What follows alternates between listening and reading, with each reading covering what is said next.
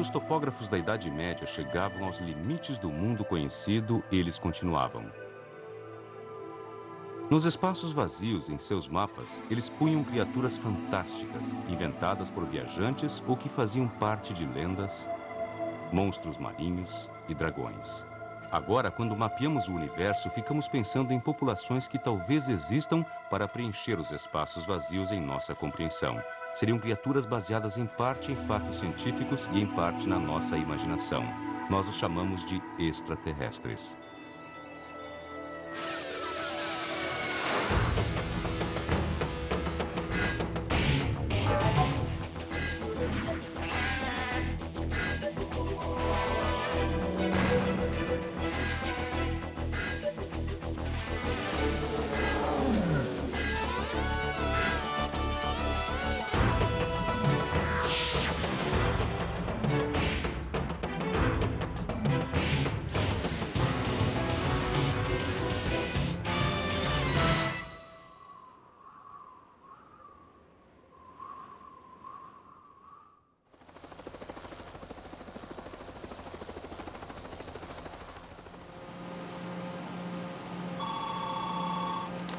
Esta é a doutora Jill Tarter, que tem um dos mais estranhos empregos do mundo. Ela procura civilizações alienígenas. Sou radioastrônoma e trabalho numa busca única, tentando ouvir sinais de rádio de civilizações distantes. Ela trabalha para o Instituto SETI, Busca de Inteligência Extraterrestre. Os pesquisadores vieram hoje ao Observatório Nacional de Radioastronomia em Green Bank, no estado da Virgínia Ocidental. A parte mais interessante do meu trabalho é quando consigo observar no telescópio diretamente. Na verdade, a maior parte das observações é feita nos nossos escritórios, em Mountain View. Trabalhamos com controle remoto e os operadores aqui do telescópio nos ajudam. Então é realmente um prazer observar diretamente o telescópio. Se você já assistiu ao filme Contato, você pode achar que já conhecia Jill Tarter. Ela se parece muito com a radioastrônoma que Jodie Foster interpretou no filme. Há 400 bilhões de Sim, estrelas é só e nós duas nem começamos. possibilidades. Uma, há vida inteligente lá fora, mas é tão distante que você não conseguirá contactá-la durante a sua vida. E a Não, você segunda, tá tomando duas... decisões. Não há nada lá fora, apenas gases nobres e compostos de carbono e você está perdendo seu tempo. Enquanto isso, seu trabalho não será publicado e você não será levado a sério e sua carreira terminará antes de começar. E daí? É minha vida! A personagem da astrônoma Ellie Arroway foi criada pelo autor Carl Sagan e sua esposa Anne Druyan para o romance Contact. Ela não é sósia da Jill, mas existem semelhanças. É engraçado, eu tive uma conversa interessante com Carl em 1985. Eu estava em Cornell para uma reunião e ele convidou meu marido e eu para irmos à sua casa. Conversamos e ele disse, eu estou escrevendo um livro. E Andrew Ian disse, sabe, talvez você reconheça alguém no livro e eu acho que você vai gostar dela.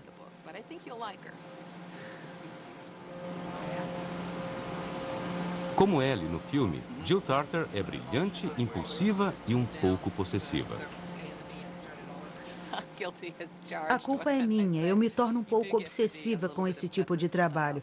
Tem que ter paixão ou você não se apega a ele. Após ter recebido o diploma de doutorado em astrofísica teórica, ela trabalhou em vários projetos SETI para a NASA e para a Universidade da Califórnia. Eu fui uma criança muito detalhista. Tive um pai que adorava astronomia. Eu caminhava pela praia à noite com meu pai e ele apontava as estrelas. Eu adorei aquela época. Eu cresci com os desenhos animados aos sábados pela manhã, do tipo Flash Gordon, programas de televisão aos sábados pela manhã. Para outras pessoas, as estrelas sempre foram sóis, mas para mim, não.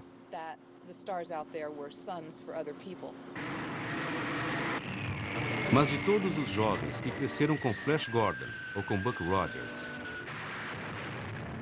ou vendo filmes mal feitos sobre criaturas de outros planetas, pouquíssimos continuaram realmente a procurar pessoas sob outros sóis. Para mim, funcionou. Havia um público fascinado pelo assunto, mas um governo que não era. Um senador criou um prêmio a quem encontrasse vida em outros mundos, Prêmio dos Enganadores, uma menção ao desperdício de dinheiro de impostos.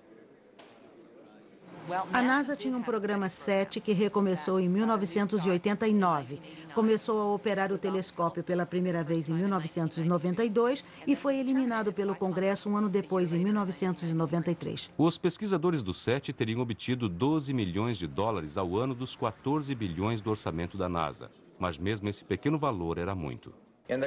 No caso do SETI, as chances de sucesso são tão remotas e os prováveis benefícios para o programa são tão limitados que há pouca justificativa para 12 milhões de dólares dos contribuintes para serem gastos neste programa.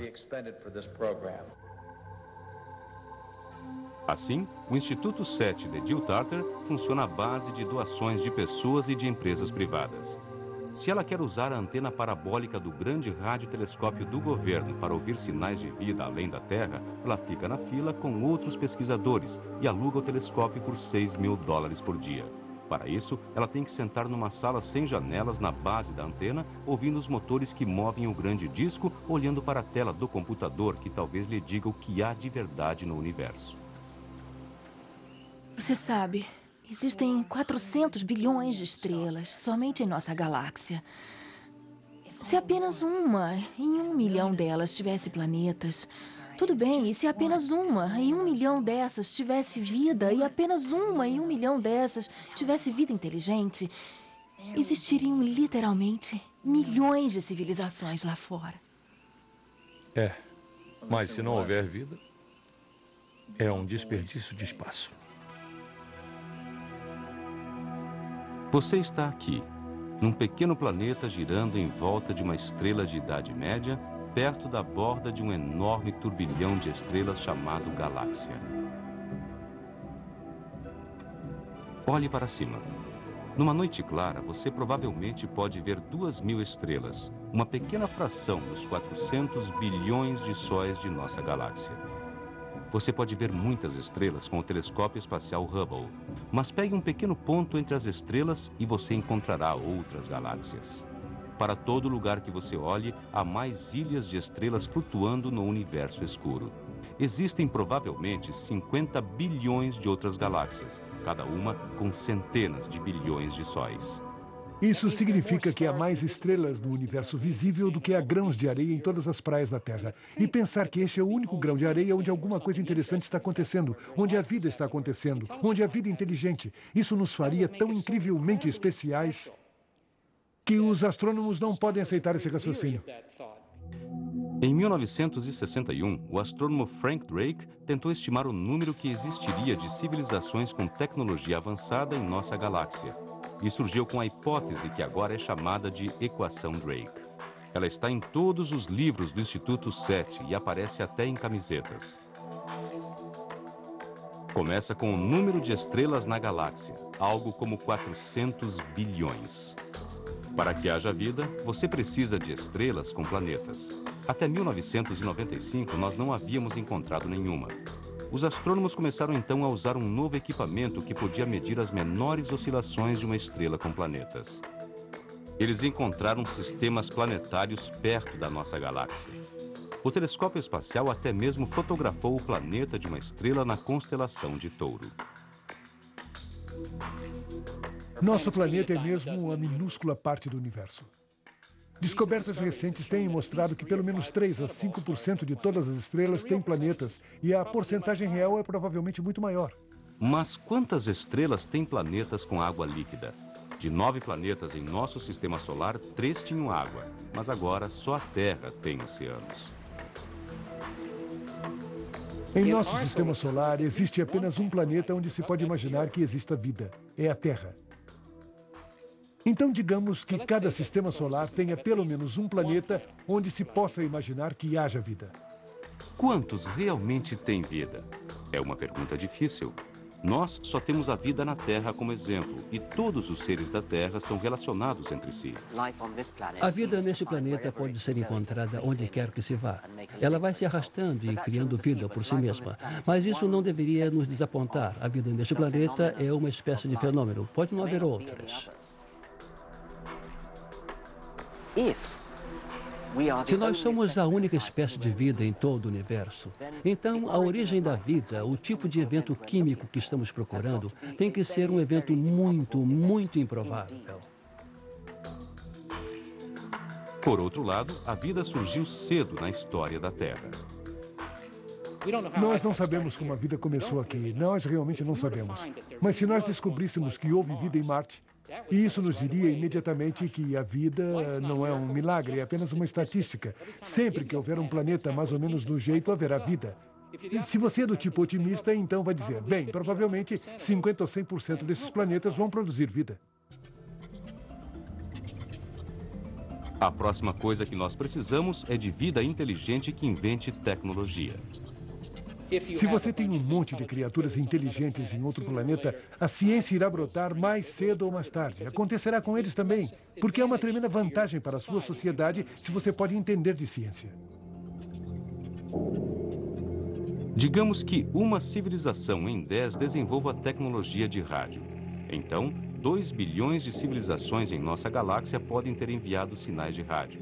Mas será que alguma delas ainda está por aqui? O termo final na equação Drake é quanto tempo eles ficam no ar. Em que fração de tempo eles fazem a transmissão? E isso realmente não é conhecido. A invenção da tecnologia do rádio e a invenção de armas de destruição em massa parecem estar intimamente relacionadas. Talvez o que aconteça é que o ET vai ao ar, está nos enviando mensagens e aí, bum! Uma nuvem cresce muito rápido e acabou-se. Se é assim que as coisas acontecem, nós não vamos ouvir nada, porque o ET não vai ficar no ar por muito tempo. Mas se você é otimista e acha que o ET vai ficar no ar pelo menos 1 milhão de anos, então o número de civilizações transmitidas em nossa galáxia é da ordem de dezenas de milhões. Dezenas de milhões. Digamos que haja 40 mil civilizações entre os 400 bilhões de estrelas. Por que nós não ouvimos transmissões de outras civilizações? Seria como perguntar a Cristóvão Colombo 2 dias depois que ele saiu da Espanha, quando é que você vai encontrar alguma coisa? Ele não sabia e nós também não sabemos. Os cientistas dizem que é uma questão de achar aquela estrela entre 10 milhões. Mas quem gosta de ficção científica diz que se a equação Drake é correta, os alienígenas deveriam estar aqui agora. É provável que nossos descendentes viajem de estrela para estrela mais lentamente do que a velocidade da luz, em grandes colônias de naves giratórias que levam gerações para chegar a outra estrela. Estabeleçam uma colônia e então passem gerações construindo suas indústrias, mais naves estelares e as enviando. Se isso vier a acontecer, os cálculos indicam que os nossos descendentes levariam 60 milhões de anos para preencher a galáxia. Isso parece muito tempo, mas é um piscar de olhos na história desta nossa vagarosa galáxia. A pergunta então é, por que eles ainda não chegaram aqui?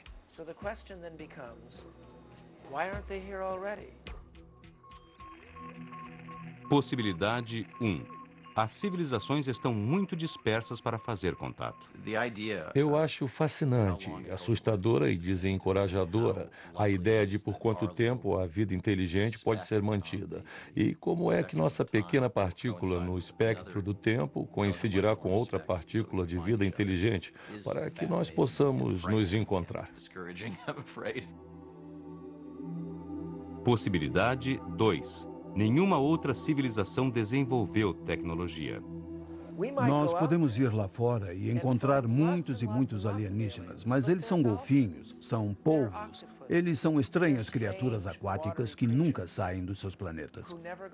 Nós nos encontraríamos e apertaríamos seus tentáculos com nossas mãos. Quem sabe haverá muitos outros seres com quem poderemos conversar. Mas ninguém iria nos agredir porque nós seríamos aqueles que têm naves estelares. Possibilidade 3. As outras civilizações têm tecnologia, mas não têm curiosidade quanto ao resto do universo. Nós podemos ir lá fora e encontrar um monte de chatos, civilizações velhas, mesquinhas, que precisam aprender um pouco como se divertir. Ou talvez os alienígenas saibam tudo sobre nós, mas querem nos manter em reserva. E se nós estamos sendo mantidos ignorantes sobre uma civilização lá de fora, por que eles adoram nossa arte? Eles adoram nossa televisão.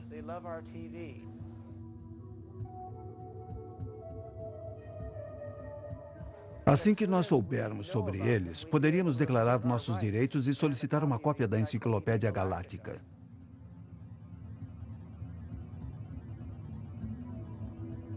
E podemos fazer um apelo formal. Se eles podem pegar as nossas ondas de rádio, eu faço um apelo formal agora, em nome da humanidade, pedindo entrada na Federação Galáctica.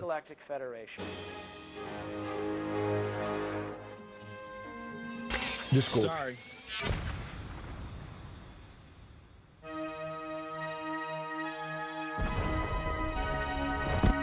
Bastou o cinema ser inventado para os alienígenas terem logo o papel principal.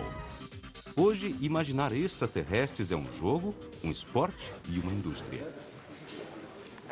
Oi, gente. Seria ótimo se vocês todos pudessem ajudar com as barbatanas e tudo. Os efeitos são melhores, os alienígenas mais elaborados e isso gera mais dinheiro do que nunca. 1, 2, 3.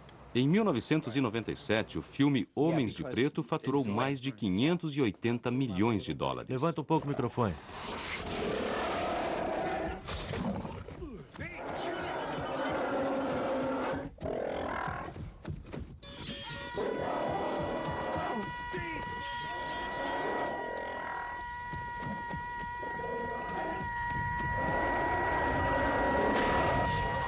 Hollywood é o centro do mundo para criações extraterrestres. Olhe para a câmera, não se mexa. Os alienígenas de Hollywood variam de bolhas a insetos. Ultimamente, nossas telas têm sido tomadas por um tipo particular de extraterrestre, uma criatura careca e cinza. Os alienígenas típicos eram pequenos seres verdes, talvez com 3 olhos, mas, na verdade, nas últimas décadas, os cinzas tomaram lugar na imaginação popular. Os cinzas foram popularizados pelo livro de Whitley Strieber chamado Comunhão, e desde então têm aparecido em filmes, jornais e na televisão. Por que essa forma de alienígena é tão popular? Talvez porque os cinzas são o que nós pensamos que seremos um dia. Eles são apenas uma projeção de nossos medos. Tem olhos grandes, cabeça grande, não tem cabelo. Não tem cabelo. Bom, isso é apenas uma projeção. Estamos perdendo nossos cabelos. Narizes pequenos. Nós não cheiramos tudo como antigamente. Bocas pequenas. Nós estamos perdendo nossa dentição. O que me deixa triste é a imagem que muitas pessoas têm dos alienígenas. Uma criatura em forma de cúpula grande, olhos negros e longas pontas nos dedos que estão nas capas de tantos livros e revistas.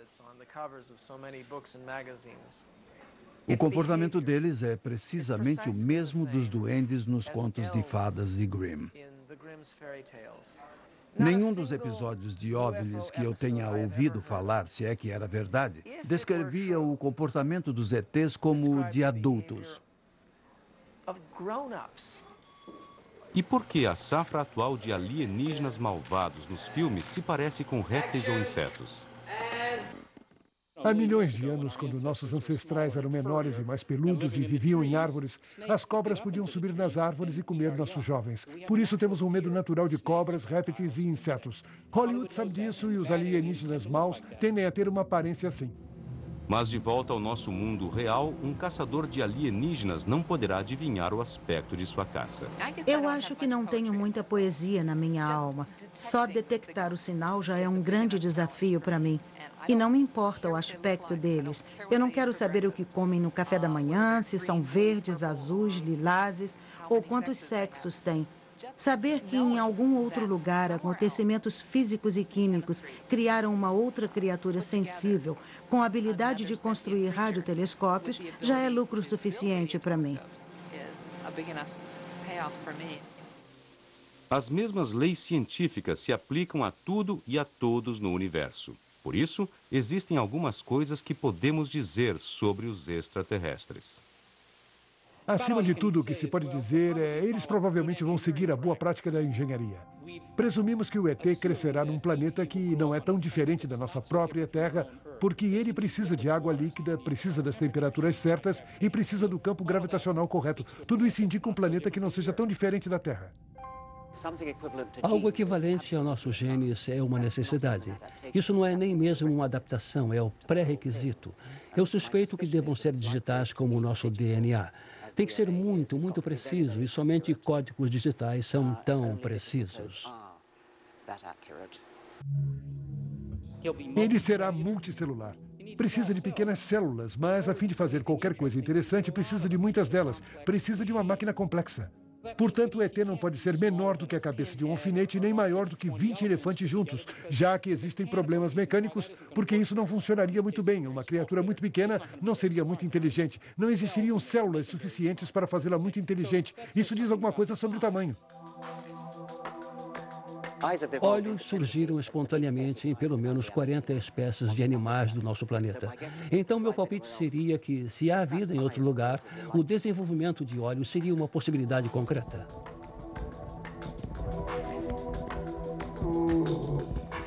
Membros, precisa deles para se mexer. Pode imaginar animais com rodas? Isso não funcionaria muito bem, a não ser que o planeta viesse com estradas prontas. As pernas têm evoluído muitas vezes. Rodas nunca evoluíram, independentemente da tecnologia.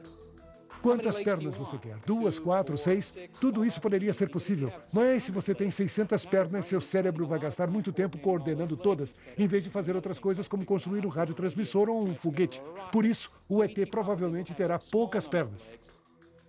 E o ET precisará de alguns membros adaptados para segurar ferramentas. Para criar tecnologia, o que você precisa é de uma espécie de anexo manipulativo, um polegar, uma tromba ou algo que o permita modificar seu meio ambiente. Ele terá uma cabeça. Uma cabeça é uma coisa útil para abrigar o cérebro dele e colocar todos os órgãos sensitivos perto. Assim, o cérebro não terá que esperar para obter informações dos órgãos sensitivos. E se os alienígenas tiverem descoberto a chamada nanotecnologia, a habilidade de fazer máquinas microscópicas que podem ir dentro do seu corpo e dar a eles como resultado a imortalidade? Algumas pessoas acham que estaremos atingindo isso em apenas 20 anos. E se você pudesse apenas com seus pensamentos reconfigurar o seu corpo, ordená-lo a crescer guelras para poder mergulhar na água e ficar lá no fundo? Se essa tecnologia for possível, podemos pensar que os alienígenas podem reconfigurar-se à sua vontade. Os verdadeiros alienígenas estarão muito à nossa frente. Se puder entendê-los, eles dirão coisas interessantes, como enfrentar a vida com a cura para a morte e algumas leis da física. Na verdade, o alienígena mais inteligente não é aquele retratado no cinema, mas o que aparece na ficção científica como a nuvem negra de Fred Hoyle, uma nuvem de plasma animada. Era muito diferente dos humanos que têm 2 mãos e 2 pernas.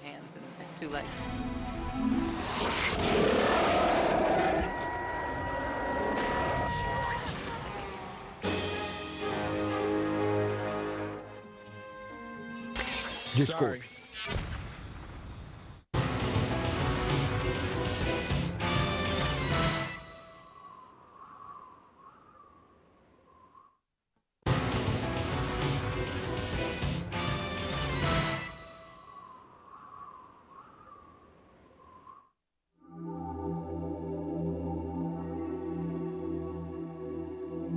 Você deve estar surpreso ao saber que encontramos vida em outro planeta.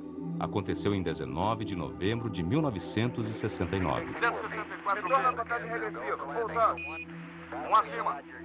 A missão Apollo 12. A Apollo 12 pousou perto da cratera Surveyor. E essa cratera era chamada Surveyor por causa da nave espacial Surveyor, uma nave espacial robô que havia pousado lá 2 anos antes. Os astronautas conseguiram pousar a certa distância, andar até a nave espacial Surveyor, pegar uns poucos pedaços dela e trazê-los de volta para a Terra. E quando os exobiologistas examinaram a câmera da Surveyor, havia uma bactéria chamada Streptococcus viva dentro dela. Essa bactéria não era da Lua. A nave espacial não foi corretamente esterilizada e a bactéria foi levada para a Lua e sobreviveu lá. Quando pesquisadores alimentaram a bactéria, ela prontamente começou a se reproduzir. Ela havia sobrevivido congelada a seco no alto vácuo da Lua. Isso prova que estamos apenas começando a descobrir como fortes e adaptáveis as coisas vivas podem ser. Eles encontraram também líquen nas rochas da Antártica e estranhos vermes em forma de tubo aglomerados em volta das passagens vulcânicas no fundo do oceano. Encontraram bactérias felizes mastigando rochas a 8 quilômetros abaixo da superfície. Foi somente na última década que aprendemos que existe uma completa biosfera de micro-organismos que vive abaixo da superfície. De fato, a massa dessa biosfera deve exceder a massa inteira da biosfera da superfície com a qual convivemos no dia a dia. E ainda existe a Pedra de Marte. Pesquisadores encontraram na Antártica um meteorito que se soltou de Marte bilhões de anos atrás em consequência de uma explosão colossal.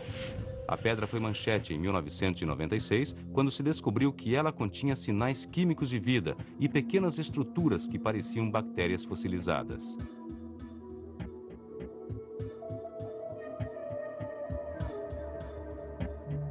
O debate sobre a Pedra de Marte continuou quando a sonda Pathfinder pousou no planeta vermelho.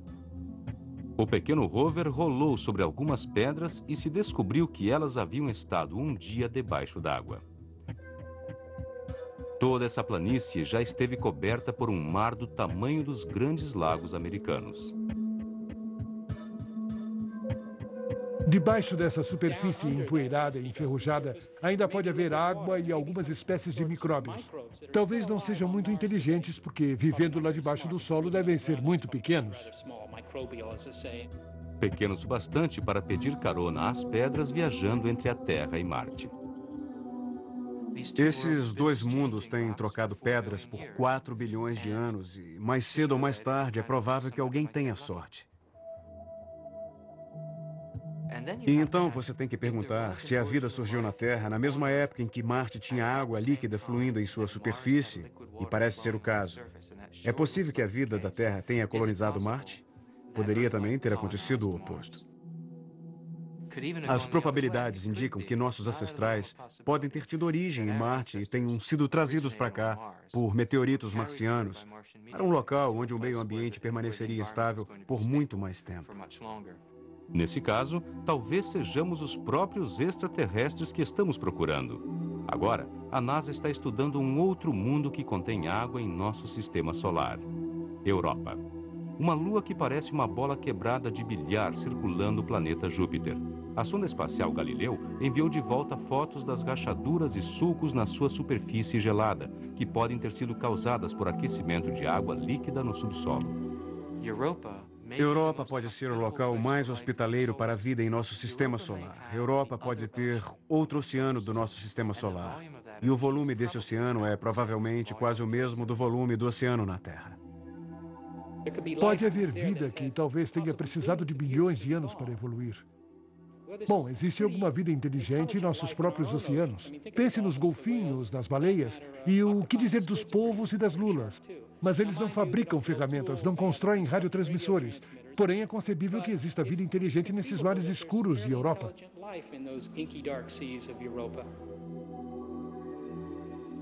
E isto é apenas o começo. Existem todos esses mundos recém-descobertos lá fora. Aprendemos que, além do nosso próprio sistema solar, os planetas são comuns em nossa galáxia.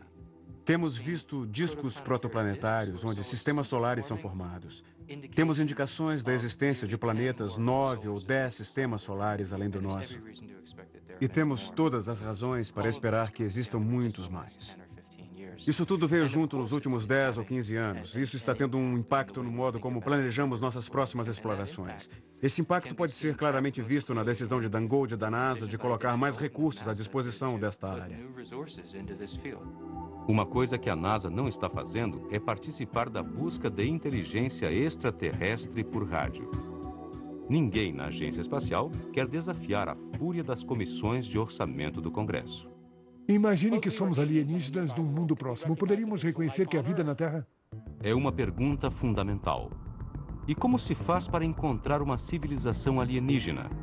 Como faria um alienígena para nos encontrar?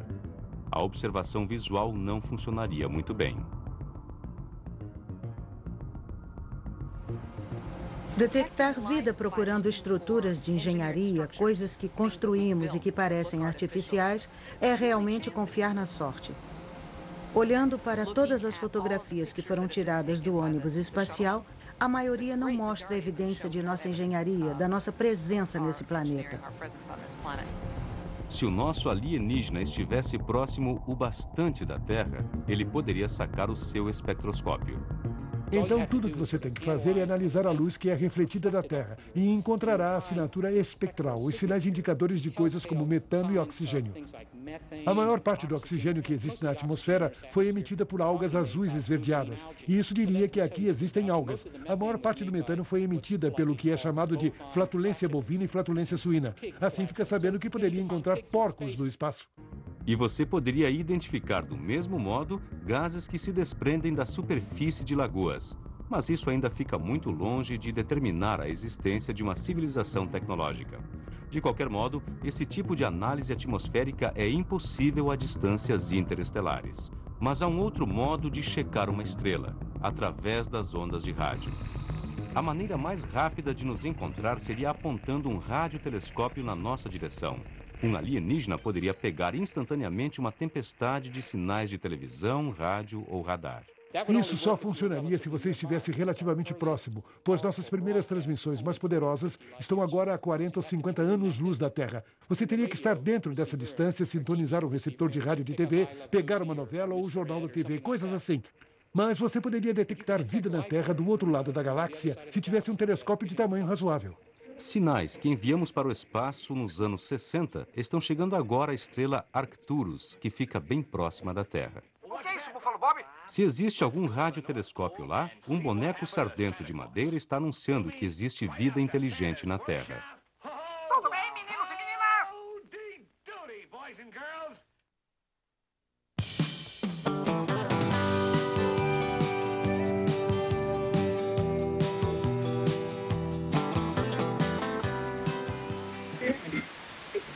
Sintonize um rádio FM entre duas estações e você vai ouvir um chiado.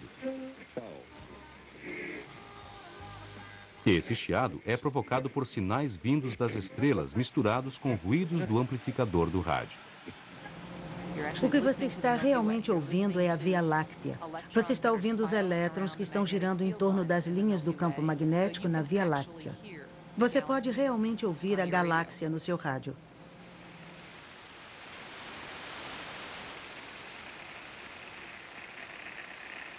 Existem muitos chiados interestelares em rádios na cidade de Green Bank, na Virgínia Ocidental. Por essa razão, estações de rádio e transmissores de televisão são proibidos nessa área, porque lá é onde fica o Observatório Nacional de Radioastronomia pertencente ao governo. Construíram um radiotelescópio neste vale que é cercado por montanhas para ajudar na proteção contra transmissores que estão sendo usados com outro propósito. Quando construído no início dos anos 60, foi importante encontrar um local que fosse naturalmente protegido. E de fato foi ordenado por lei que esta seria uma zona de silêncio de rádio, onde não poderia haver transmissores em atividade, num raio de 80 quilômetros no observatório.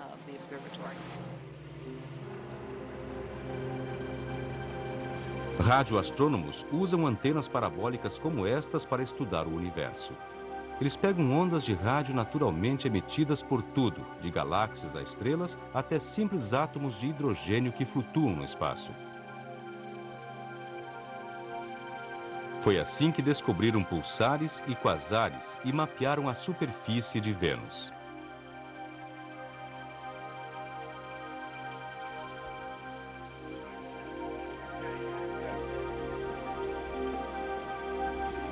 O radiotelescópio de Green Bank tem uma antena com um diâmetro de 43 metros.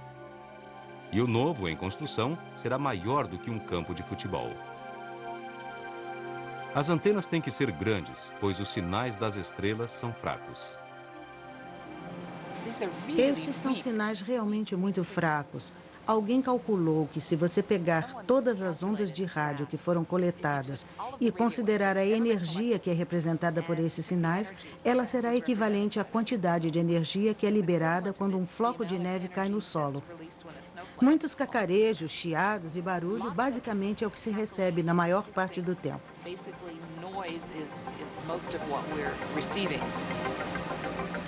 Todos entenderam? Sim, continue. Quando o Instituto SETI tem uma chance de usar o telescópio, a primeira coisa a fazer é montar um receptor de 1 tonelada no ponto focal do disco. Para minimizar o ruído dos equipamentos eletrônicos, o aparelho é resfriado com hélio líquido a uma temperatura de 5 graus acima do zero absoluto.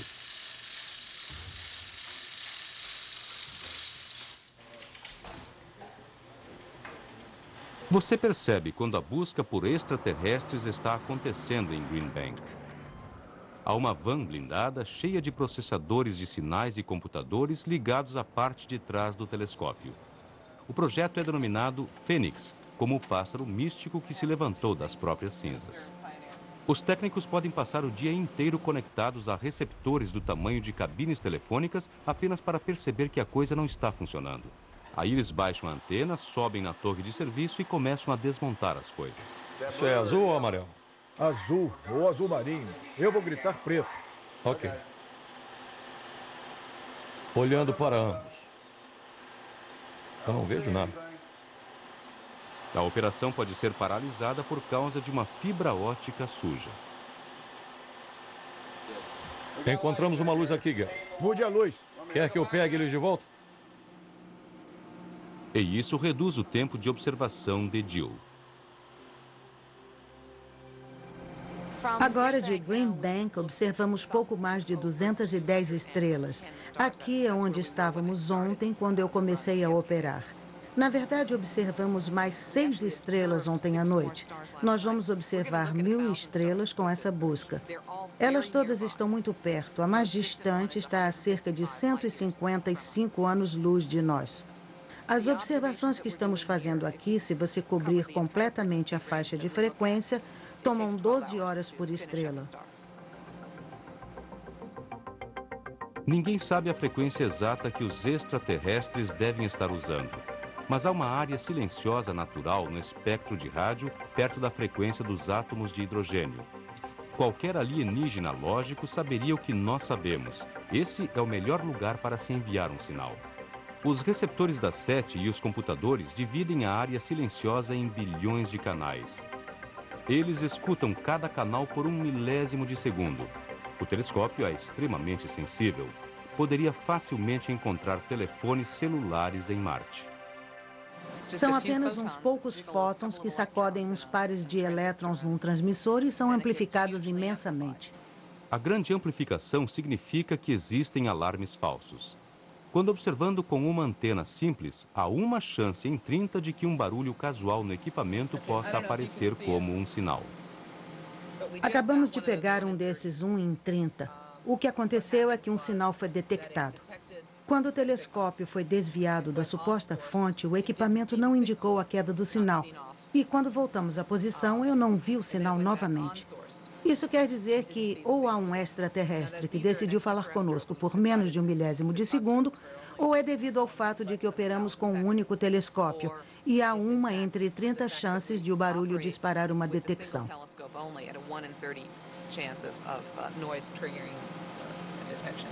O operador pode observar o processo de uma busca na tela, mas os computadores fazem muito do trabalho, monitorando 28 milhões de canais por vez. Quando algo é detectado, o computador movimenta a antena para fora do alvo e então volta para se assegurar de que o sinal está realmente vindo daquela parte do céu. Naves espaciais são o nosso problema principal porque elas estão sobre o que deveria ser a única zona silenciosa de rádio do mundo. Não deveria haver transmissores na área num raio de 80 quilômetros, mas a área não se estende 80 quilômetros para cima. E isso pode ser um problema. Nós estamos começando a desenhar uma curva enorme que tem agora, na verdade, mais de 50.000 detecções. Isso é horrível, horrível. Eu posso não querer observar por aqui de novo. Sabe, eu sei quando me derrotaram. Eu não posso construir um equipamento para detectar um simples sinal fraco e que se esconde ao mesmo tempo. Foi um sinal de frequência modulada de faixa larga. Suspeito que foi apenas a telemetria de uma nave espacial.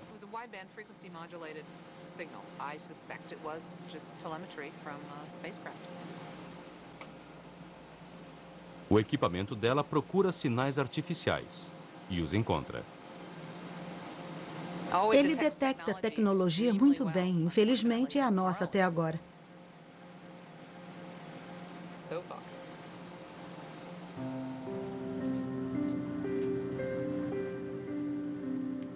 Então, Jill e seus colegas sentam-se lá entre o zunido de seus ventiladores, afagando seus excêntricos equipamentos e ouvindo o universo, estrela por estrela. Engenheiro elétrico e músico amador, Paul Schuck acha que a busca da inteligência extraterrestre é muito importante para ser deixada para os especialistas. Bem lá para baixo para a faixa base, daí sai da antena. Ele ouve a Liga 7, uma organização de astrônomos radioamadores que usam as antenas parabólicas de suas casas para varrer o céu. Uma das maiores frustrações do amador da 7 é que ele não pode andar até a loja local de equipamentos eletrônicos e comprar um radiotelescópio, pelo menos atualmente. Estamos tentando desenvolver a tecnologia para tornar isso possível, para que qualquer cidadão interessado em 7 possa adquirir em uma loja todo o equipamento necessário para montar uma estação 7 confiável com o mínimo conhecimento técnico. Estamos utilizando um mecanismo que a NASA nunca contemplou, e esse é um recurso dos milhões de astrônomos radioamadores do mundo, cada um com seu equipamento individual e entusiasmo individual. Um carpinteiro em Toronto, um cavalheiro na Alemanha que é enfermeiro, uma mulher no Havaí, uma médica, todos os tipos de ocupações estão representados em nossa relação de associados. Um deles é Al Katz, um professor de física de Windsor, Nova Jersey. Fazendo remendos, ele juntou material e montou um telescópio impressionante usando material de sucata. Subindo. Sim, por favor. Esta coisa toda foi construída com menos de $500 e foi montada com muitos canos e bugigangas. A torre principal na qual a antena está fixada é uma torre que foi atingida por um caminhão e foi para trás e caiu. E por isso a compramos por muito pouco dinheiro. Nós a cortamos e trouxemos para cá, para baixo. E o que estamos vendo é que isto é um sinal chegando e sua frequência. E isto indica a direção e o tempo. Então você vê, este é um dado que está vindo da antena agora, neste instante. Lembra, nossa busca foi ao ar em abril de 1996, com apenas 5 estações participantes. 3 semanas depois que entramos no ar, 2 de nossos membros na Inglaterra detectaram nosso primeiro sinal candidato. Este aqui é o sinal, e o que nós vemos é uma alteração lenta, acompanhada por Doppler, a uma velocidade que parece se aproximar da rotação da Terra. É um sinal fraco, que parece que tem a maior parte das características que poderíamos esperar de um sinal originário de uma inteligência extraterrestre. Estava vinda de fora da Terra. Infelizmente, descobrimos que não estava vindo de muito longe da Terra, pois em análises adicionais, nós o identificamos como um sinal de um satélite militar secreto. Existem outros projetos a caminho. A busca da Universidade Estadual de Ohio é famosa por este sinal, o UAU, apanhado em 1977. Este ponto no céu tem sido procurado frequentemente, mas o sinal só apareceu uma vez. Existe um outro tipo de busca sendo feita usando o radiotelescópio de 300 metros montado em Porto Rico. Ele não procura determinadas estrelas-alvo. Seu receptor pega carona enquanto outras observações estão a caminho e cobre 1/3 parte do céu a cada 6 meses. Foram monitorados acima de 500 trilhões de sinais nos últimos 6 anos, sem nenhum sinal de vida. Como a interferência no rádio cresce sempre na Terra, os pesquisadores do SETI estão falando em montar um posto de escuta no lado mais distante da Lua. Esse lado nunca fica de frente para a Terra e é o único lugar no sistema solar onde os barulhos da terrinha não estão poluindo os céus do rádio. O que realmente está lá fora vai depender finalmente de quanto tempo dura uma civilização tecnológica. O astrônomo russo Nikolai Kardashev pensou que, dando tempo suficiente, poderiam existir 3 níveis de civilizações avançadas. Tipo 1, civilizações que aproveitaram o poder do átomo, mais ou menos onde estamos agora. Tipo 2, civilizações que fariam uso da potência energética total de uma estrela. Talvez eles tenham quebrado os planetas e colocado os pedaços numa concha em torno do Sol. E existe o terceiro tipo, uma civilização que aprendeu a aproveitar toda a energia da galáxia. Quase inimaginável, mas o espaço é um lugar estranho. Podemos apenas imaginar como a descoberta de vida extraterrestre mudaria as coisas aqui na Terra. Acho que a coisa mais importante sobre a detecção de um sinal de uma outra civilização seria que isto mudaria nosso ponto de vista, mudaria o ponto de vista dos humanos. Começaríamos a nos ver como uma espécie num pequeno planeta, num grande universo ocupado por outros. E acho que ficaríamos enormemente impressionados pelas diferenças entre nós e qualquer outro lá fora. Eu espero que isso faça diminuir as diferenças entre os humanos, que achamos tão difíceis de tolerar hoje, e nos dê a perspectiva global ou cósmica que fará a humanidade funcionar como uma única entidade. Give us this global or cosmic perspective that would make humanity function as a single entity. Então, de um jeito lento, em Green Bank, Mountain View e Arecibo, a busca continua. E os radioastrônomos olham suas telas e se preparam para celebrar o momento em que nós descobrirmos que não estamos sozinhos. Em todos os locais de observação temos um refrigerador e aí vai encontrar pelo menos uma garrafa de champanhe.